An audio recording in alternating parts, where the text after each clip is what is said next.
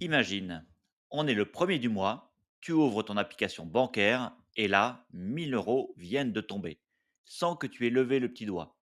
Pour toucher ces 12 000 € par an sans jamais revendre tes actions, il n'y a pas de secret, il faut miser sur les dividendes. Un dividende, c'est simple, c'est la part des bénéfices qu'une entreprise décide de redistribuer à ses actionnaires pour rémunérer leur investissement. Mais attention, en la matière, toutes les sociétés ne se montrent pas aussi généreuses. En France, Total Energy verse entre 4,5 et 6 de rendement. Ça monte même à 6 ou 7 pour Crédit Agricole, BNP Paribas ou Engie. Il est même possible d'aller chercher mieux hors de nos frontières.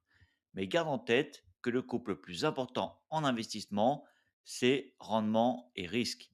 Plus les dividendes sont élevés, plus le risque l'est aussi.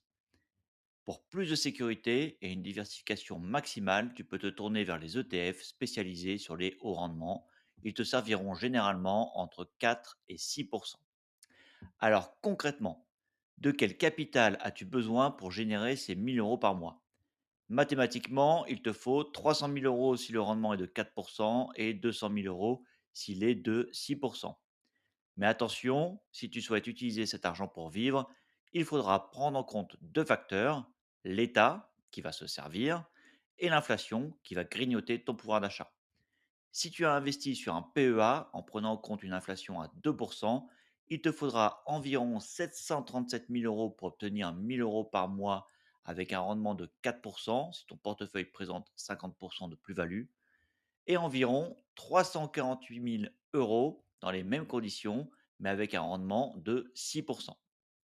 Générer 1 000 € de dividendes par mois est donc tout à fait possible, mais cela demande un capital conséquent entre 200 000 et 737 000 euros selon la stratégie et le rendement, ainsi que la fiscalité.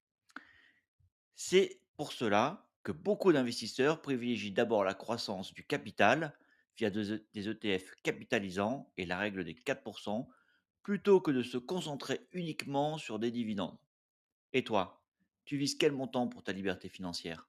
Dis-le moi en commentaire et n'oublie pas de t'abonner pour ne pas rater la prochaine analyse.